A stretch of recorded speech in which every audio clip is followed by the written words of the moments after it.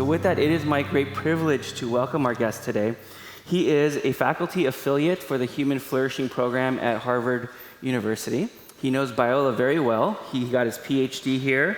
He was a director for the Center for Christian Thought, and he also teaches adjunct in our philosophy department. He's written 5 books on doubt, deconversion, and deconstruction. That's what we're going to talk about today. The latest one is with Sean McDowell called Set Adrift, right here. Help me welcome Dr. John Marriott.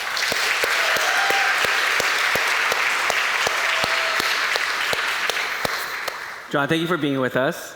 And so you've written a lot and you've thought deeply and widely about doubt, deconversion, deconstruction. What made you want to pursue that as an area of study? Yeah, that's a great question. When I was in college in 1996, I was going through a bit of a personal crisis. And the Lord, it's a long story, but the Lord providentially allowed a hero of mine, both athletically and spiritually, who had combined his athletics and his faith in Jesus in ways that were deeply meaningful to me. He had sacrificed going to the Olympics out of his convictions. He had lost out on a chance to win the world championships because of his convictions. He was more well known for his faith in Jesus than he was for being the world record holder in the same event that I was doing in track and field. And I was a mess athletically. And I was on a scholarship at a Division I university on the East Coast, and I felt terrible. I wanted to quit. And for spring break, I went to Florida State University for a track meet down there, and my roommate came out and said, "You'll never guess who's in the weight room." And it turned out that my athletic hero was in the weight room. He was from Great Britain, I'm originally from Canada, and in the providence of God, we met in a weight room at Florida State University. And I told him my sad story, and he invited me out for lunch. And I had felt that God had rearranged the order of the universe for me to meet this guy and for him to encourage me in my faith and also in my athletic pursuits.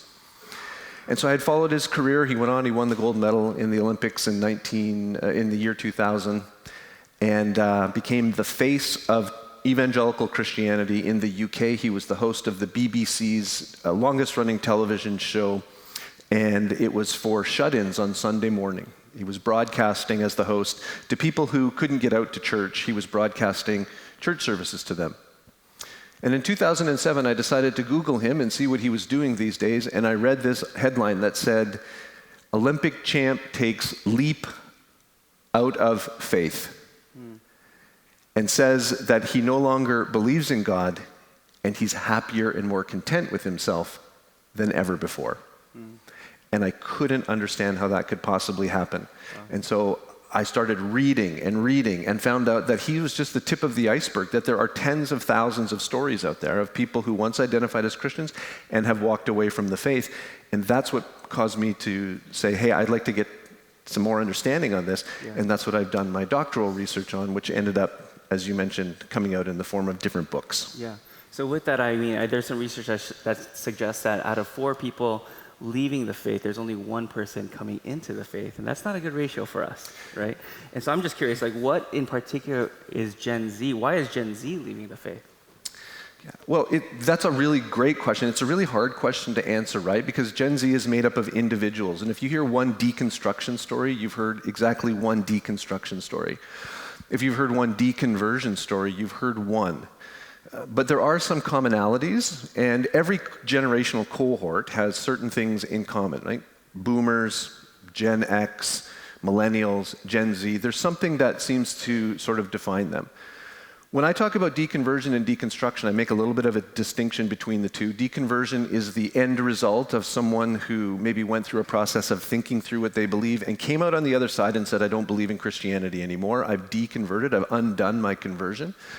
Deconstruction might be the process that gets you there, but deconstruction, the way that I think about it, is that you've been handed some sort of system of belief, and instead of either saying, I take it or I reject it, you might say, I'm going to take it all apart, I'm going to lay the pieces on the table, and I'm going to reconstruct it in a way, and often the way that it's reconstructed is according to maybe my own values or moral sensibilities or intuition.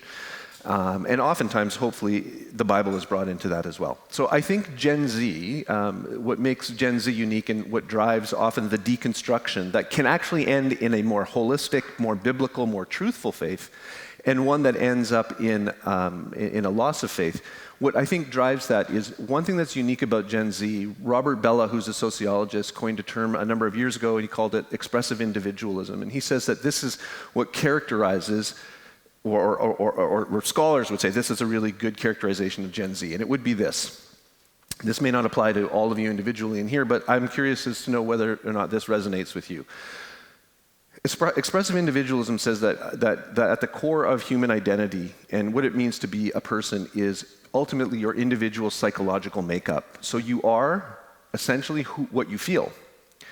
The purpose of being a person and the purpose of humanity is to express how you feel, to be your authentic self, and to do that sort of on social stages and social platforms. Yeah. And that any pushback that you receive or anything that wants to constrain you from that expression of your true individual authentic self is seen as oppressive and actually can be violent, right? Gen Z, more than any other cohort of generations that have come before that, is really characterized by this deep belief that we need to be authentic. And that's one of the reasons why that is because we've all been raised sort of with this script that's been handed to us by movies like High School Musical, Moana, Turning Red. There's a handful of these movies that have changed the hero's story from one who goes out into the world on behalf of other people to overcome an external problem, an external evil, to rescue a group of people at great expense to themselves, to now someone who, the hero is the person who overcomes the external models or the external expectations that are being placed on them so they can live authentically who they are. All right? And that's the story that we've been continually handed. And so Gen Z, this is sort of baked into Gen Z, this idea we need to be authentic selves, which is antithetical to the gospel, right? This is sort of just causes maybe us to push back because the gospel calls us to pledge our allegiance to Jesus, to become his apprentices. And in doing that, we die to ourself. We pick up our cross and we follow him. We allow some other thing outside of us to set the agenda for who we're going to be and how we're going to live. So the gospel itself and Gen Z can sometimes butt up against each other. Yeah. But for those even inside of the church, I think another significant problem can be that Gen Z leans distinctively left in almost every political and social category that there is. Are you aware that the evangelical church leans distinctively right in almost every political and social category that's out there? Of course, right? Ryan Burge, who's a social scientist, political scientist at Eastern Illinois University and also a Baptist pastor, wrote an article in the New York Times recently, and he says that the word evangelical in contemporary culture has now become synonymous with conservative political positions. So if you are raised in an environment that has sort of squeezed you into its mold, and that mold leans distinctly left, but you identify Christianity as leaning distinctively right, you might be faced with a choice that says, well, do I live out my authentic self, who I really am, and abandon and leave the faith, or do I reject and suppress who I authentically am so that I can stay within this group? And for many, the choice is not all that hard because they see if it means to be a Christian, I must adopt this entire slate or raft of beliefs and positions. That's too far and too much because I would be compromising my authentic self. Yeah. No, that's actually a really deep and profound and very succinct explanation of what's happening. I'm just curious, like, how can we then deconstruct in a way that's thoughtful, but also keep our faith and even help us thrive in our faith? What are some pathways for us to deconstruct well? It all depends on what you mean by deconstruct. So are you asking one of two questions? Are you asking, is Jesus the way? That's the question of, is Christianity true? Or are you asking, what is the way of Jesus? Which is a question about, what is the essence of Christianity? If you're asking the question, is Jesus the way, you're putting everything on the table, right? You're saying, I bought into this as a young person growing up in Sunday school and in a Christian family, but I haven't really thought into this on my own. And now I'm here maybe at Biola, and I realize I've never actually asked the question, is it really true? So how can you go about that process without leaving the faith? There's certainly no guarantee that that can happen. Anytime that you try and align your beliefs with reality, there's always the risk that you might say, my beliefs don't align with reality. Yeah. But if you're already in that process and you're already questioning and you already have doubts, suppressing those is like trying to keep a beach ball underneath the water, right? It will always come up, and you can't live a genuine faith if you are riddled with doubt. So I would say that it's important to ask those questions. It's not unfaithful to have doubts. Yeah. Faith is not being certain. Faith is having enough reasons for a hope worth acting on. Yeah. And to have those reasons don't necessarily need to be beyond reasonable doubt, fully convinced. You might be of the opinion that Jesus really is who he claimed to be. And when I ask you, what reasons do you have for that? You might say, well, I think it's more likely than not that the evidence points in that direction. If you're there, then you believe. That's a weak form of belief, and hopefully that would grow. But if you're waiting until, or if someone waits until they're fully certain that Christianity is true before they're willing to live it out, they will never live it out, and they will also probably never get married. Because if you're waiting until you know for certain that this is the right person for you to marry, you'll never be able to know that intellectually. What you need to do is have enough reasons, then you need to make the commitment, and it's in making the commitment and living that out that you actually start to become more convinced that, yeah, this really is true. So on the answer to the first question, I think, is that there's no guarantees that once you start this process, but it's a process I think that everyone really needs to go through if they're going to have a genuine faith. Yeah. When it comes to deconstructing, if you're in the place where you say, I want to think through what I actually believe, not because I'm asking if it's true. I believe Jesus is the way. I want to know what the way of Jesus is supposed to look like. Does it have to look like, and do I have to buy into all of the positions on all of the different issues and all of the theology that I've been handed? What I would say is that what would be really helpful to do is to make a decision at the very beginning of that and ask, is Jesus really going to be the Lord of this process? Right? Because if Jesus isn't going to be the Lord of the process, and his word is not going to be the blueprint by which you reconstruct a new sort of house of faith, you will ultimately end up with a faith that looks very much like your own personality and your own desires and the modern moral sensibilities of the culture in which we live. So I would say the lordship of Jesus is important to establish. Being committed to rebuilding a faith that looks like, that uses the Bible as the authoritative blueprint. Now, everyone's going to interpret the Bible slightly differently, right? And that's all right, as long as we're willing to say, I'm always open to rethinking what I believe and reforming my beliefs to bring it in line with Scripture. Oh, I love that. There's a lot there. I want to let us digest some of this. I'm going to call a timeout. I'm going to invite our worship team to lead us into a song. Let you guys process some of that, and then I want you guys to ask your questions to John, because I think John's got some really thoughtful answers. So please, text in your questions to John, and we'll get it right after this. So here's our first question. It's going to come up. There we go. So John, how can I express my doubts rather than suppress them? Great question. I think that maybe the first thing to do would be to find someone that wouldn't be troubled by your doubts. Maybe that is a youth leader that you went to youth group with in high school. Maybe it's a professor here at Biola. Maybe it's your parents who probably will feel immediately very threatened if you raise that with them. But I think that it's important to find someone to share that with, and say, hey, I'm kind of struggling with this. Maybe it's a particular issue, existence of God or the problem of evil, and tell them, I'm looking for answers. I'm assuming that if you're expressing the doubts, it's because you're hoping to find some answers that will allow you to have some, with intellectual integrity, remain a Christian.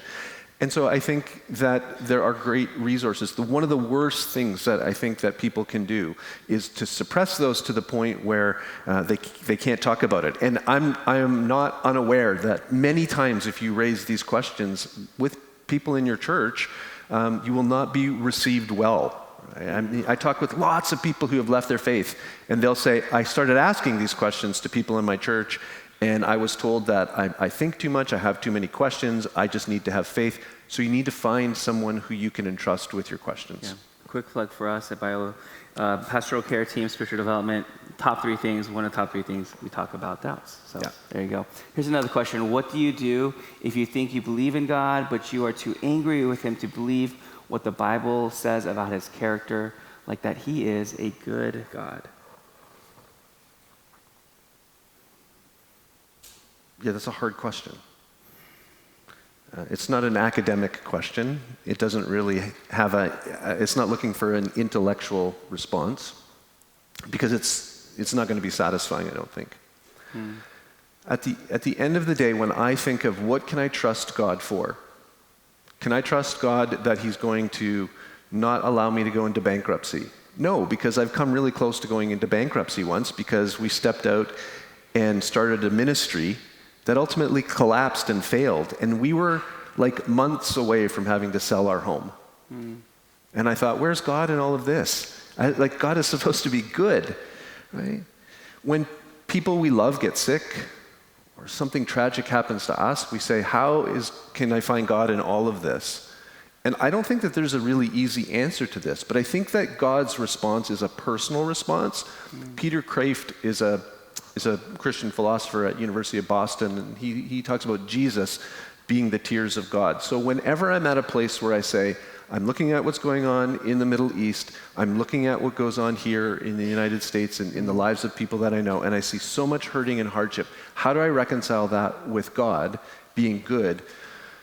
I think at the end of the day, the only counterbalance to that is the person of Jesus, because God either really deeply loves us and really does care for us and has expressed his character to us in giving us his son, in knowing what we would do with him, and in sacrificing himself on the cross for our sins, that either God is some sort of psychotic sadomasochist, or God is actually really loving and good and true.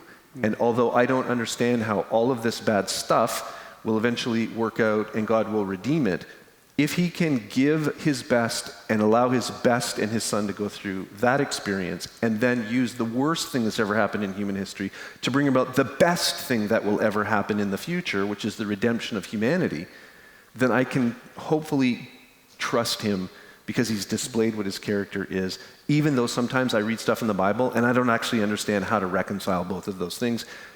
I look to Jesus. Yeah, no, thanks for that. Thank you. Here's another question. Can there be value in Gen Z challenging the status quo of modern day Christianity? Yeah. Or evangelical Christianity? Yeah, sure. I think yes. I think that there can. Like, we all have blind spots. An acquaintance of mine named Dave Moore, who has some really helpful videos on YouTube, he likens sort of the relationship between young people who are sort of deconstructing and the sort of the traditional church that they might be a part of as like a boat with barnacles on it, right? You put the boat in the water, it stays in the water long enough, it will have barnacles on it.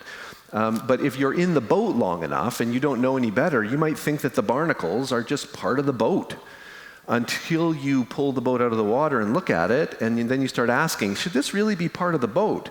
And then you might say, I don't think it really should be part of the boat, because when I look at the boat manual, these things don't seem to be there. And so we can encourage those people who are in the boat to say, maybe we should scrape some of these things off, because they're not really part of the boat and they're slowing the boat down and they're not all that helpful. But in doing that, I think we have to be really careful that as we scrape off the barnacles, that we don't scrape and scrape and scrape till we start doing damage to the hull of the boat, which is an essential aspect of the boat, because then the boat sinks.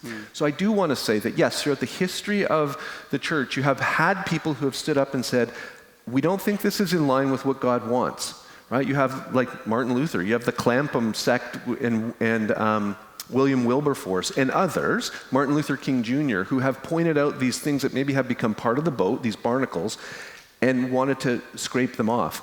But in doing that, I think we have to do it with great humility.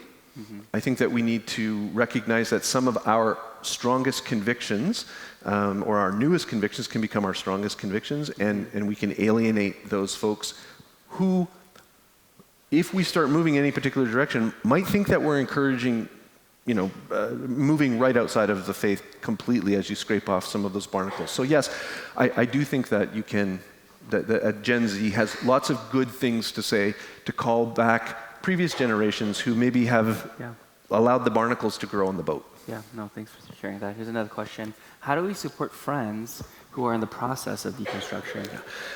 I think you support someone who's in the process of deconstruction in the same way that you receive somebody who has maybe come to you and said, I don't believe this stuff anymore. And I think the first thing to do is to thank them. Not for leaving Christianity, right? But for saying, hey, you've entrusted me with something that is deeply personal. Right to the core of who you are, your being, right? If you're in the process of wrestling through whether or not you believe in Christianity or not, or if the version you've inherited really lines up with the Bible, you know that this is almost an existential threat. This challenges your identity, this challenges the community that you're going to be a part of, what your future is going to look like. And if someone comes and shares with you, I'm really wrestling with this and struggling with this, then they trust you. And so I think that we want to say, hey, thank you. The second thing I think we want to do is not panic. My daughter told me when she was 11 years old, she said, I don't think I believe in heaven anymore. And when she said that, I just thought, oh my goodness, like the dominoes started to fall, and I just thought eventually she's never going to be a Christian because heaven, it's God, and if there's no heaven, then maybe there's no God, and then why did Jesus die? And I wanted to panic. The worst thing we can do is panic and start trying to think of everything we can do to try and bring somebody back within what we want them to hold to. So I think what we need to do then is listen and say, can you tell me your story? Can you help me understand how you've got here? And then we listen really well, and we don't ask questions to try and bring them back, but we might ask questions to try and help understand better. So we might say things like, is this what I'm hearing you say? Or how long have you been going through this? How has this made you feel? The next thing I think that we need to do is communicate to somebody who's going through the process, listen, wherever you land on this, if you land in some version of Christianity that I don't think is faithful to historic biblical Christianity, or if you walk out of it altogether, I will always love you. And we don't do that as a gimmick. We don't do that as some sort of trick to gain a further hearing from them, but we just do it because Jesus tells us that we should love people. We should love not only our neighbors, but we should love our enemies. And someone who is in the faith and who is maybe leaving the faith certainly falls between those two personalities, right? And so we need to let them know that wherever they land, that we're going to love them. But you might also then say, okay, I hear all of that, I'm always going to love you, but as you know, this is still something I hold to and is very dear to me. Would you be willing at some point, maybe in the future, to sit down and get coffee and just allow me to ask you a few questions so that at least I know that I've had an opportunity to understand you better, to ask maybe more probing questions like, have you thought about this? Have you looked into that? Why have you held on to that?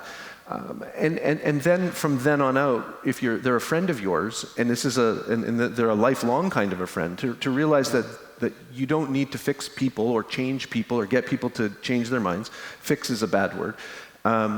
Immediately, right? I think we need to be in this for the long haul, sort of to play the long game. Yeah. And then finally, is always remember that Peter is not Judas. Both Peter and Judas denied Jesus, right? But Peter ultimately returns. It's within like a chapter, but he ultimately returns. But I know a number of people who, through my doctoral research, who were adamantly, no way am I going to be a Christian, I've left it, it's baloney, it's garbage, and who then, like almost 10 years later, I circle back around with them, and some of them have actually returned to the faith who were the farthest away. So I think that those are the kinds of things that we want to do with someone who's going through that process. And I appreciate your posture, and I appreciate the priorities and the way that you've ordered that, because usually we start with, I'm going to panic and fix them, but I appreciate that, the way you talked about that. Here's another question. What kind of questions should one ask when wondering if Christianity is true for an authentic deconstruction? I think the questions that one should ask are the questions that are relevant to you personally. Yeah. If you look around and say, I just don't think that God exists because there's too much evil in the world, then that's the question that I think that you should ask. If you say, I don't think that the Bible is really trustworthy, there might be some supreme being out there, but I don't think that it's reflected in the teachings of the Bible, then that's probably the question you'd want to ask. Why do I hold to the Bible? If you're willing to say, yes, there's some general historical reliability about the Bible, but this whole idea that Jesus rose from the dead, is problematic, then I think the question would be, well, then why should I believe in the resurrection? I think it's individual, and I think that each individual is going to have sort of this different pathway as they go through the questions. But everyone needs to have their questions answered to some degree in order to live out a genuine faith. Yeah, great. Here's another. Our final question we ask our guests is, what biblical passages or principles have informed your thinking for today?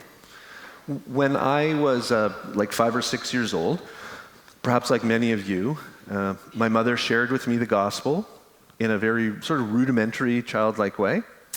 I remember distinctly being in my living room, exactly where I was, and praying a prayer that she told me that I should pray so that I could be a follower of Jesus and so that I could go to heaven when I died. I lived my life just like every other kid growing up. But when I was 14 years old, I went to a Bible camp in northern Ontario in Canada. And the gentleman who was speaking there really drove home the point to me. I think the Spirit of God convicted me that this faith that I had just sort of adopted needed to be genuinely mine. And impressed upon me that someone who's a follower of Jesus isn't someone who's particularly, or isn't just someone who's merely convinced of certain truths, but is someone who's willing to submit themselves to Jesus as the Lord of their life. And it was really making the shift into recognizing Jesus' lordship in my life over things that I didn't want him to be Lord over conforming my views that I thought his word taught to align with that in ways that even when I didn't want to. Those would be the kinds of things I think that really changed my walk with God, is when I decided to put Jesus, it's sort of a cheesy cliche, but just to put Jesus on the throne of my life and make him the Lord. And in following him, I've sort of 2 steps forward, 1 step back, 1 step forward, 3 steps back, but always with the intent. And I think that that's really the most significant thing that I've done in following Jesus, is to intentionally make him the Lord. Yeah. Discover who you're called to be at Biola University, a leading Christ-centered university in Los Angeles, with programs on campus and online. Subscribe for more of our videos and learn more at biola.edu.